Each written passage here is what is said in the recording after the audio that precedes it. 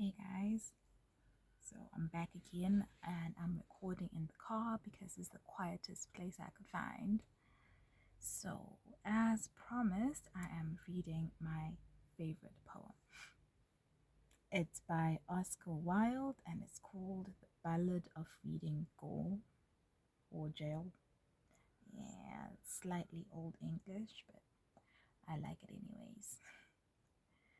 Let me find it first. So this poem was one of the poems I studied for O level, I think. It was in the Songs of Ourselves book because I did literature. Of course, that's probably where my love of poetry came from. So here we go, and I'm reading from my phone as usual.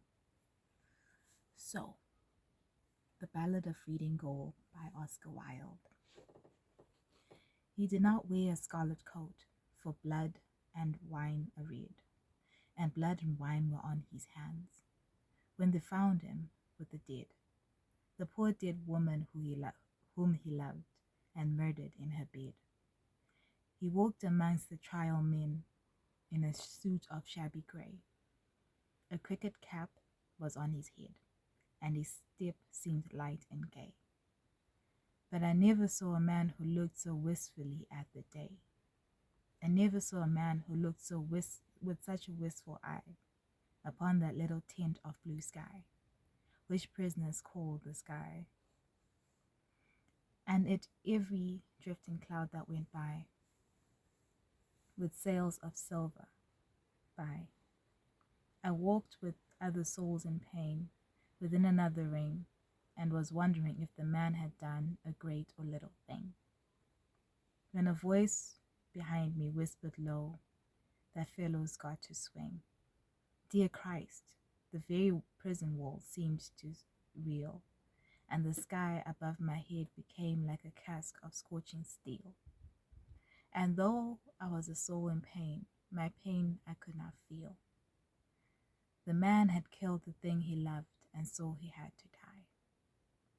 Yet each man kills the thing he loves. By each let this be heard. Some do it with a bitter look, some with a flattering word. The coward does it with a kiss, the brave man does it with a sword. Some kill their love when they're young, and some when they're old. Some strangle with the hands of lust, and some with the hands of gold. The kindest use a knife, because the dead so soon grow old. Some love too little, some love too long. Some buy, others sell. Okay, some sell and others buy. Some do the deed with tears, and some without a sigh. For each man kills the thing he loves, yet each man does not die.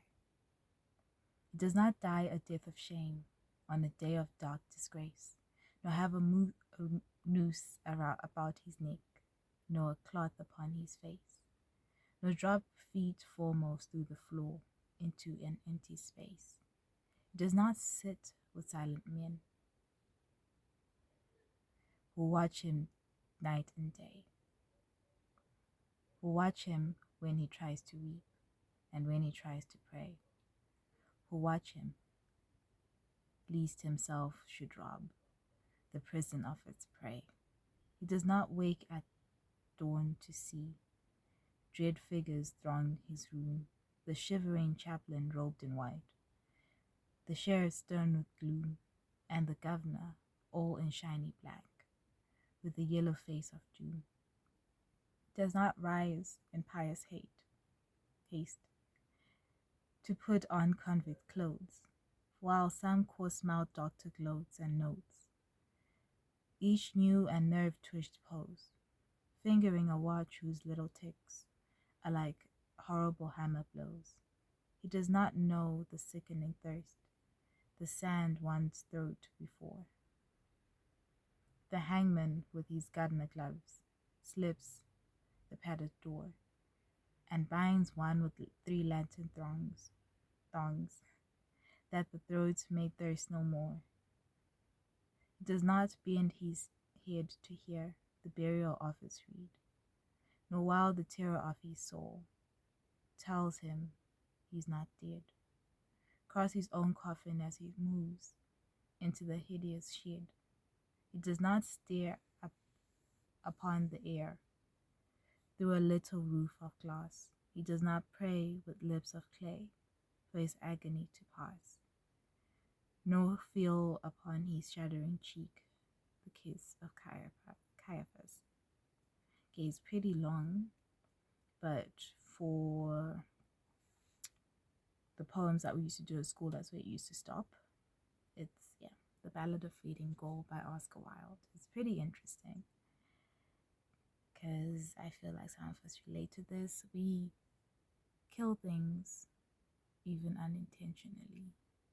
And by killing, it's not like physical killing. Like, you can kill someone just by your words. You can kill their soul.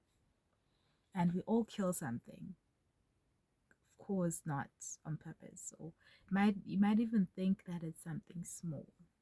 But if you're mean to someone, you might be killing their spirit and their soul. So that was one of my favorite poems. If you want to go through it again, you can look for it on Google. I found it on the Poetry Foundation. I'll leave the link below, but it's pretty long, so be warned. But I just like it because it's realistic in some way, so that's why I like it. So that was my favorite poem. Anyway, stay blessed. I just posted a new episode on my podcast. Episode 7 is titled Unknown because I couldn't think of a theme that links all my poems together. So you can suggest one for me, but for now it's just Unknown. And the poems I wrote ended. That was my last from the book. And so Wushle will be taking over the episodes until the end of the season. And it's been interesting.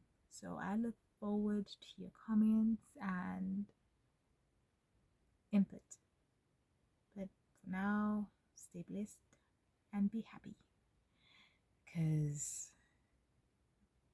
life is hard. So just try and spread good cheer if possible.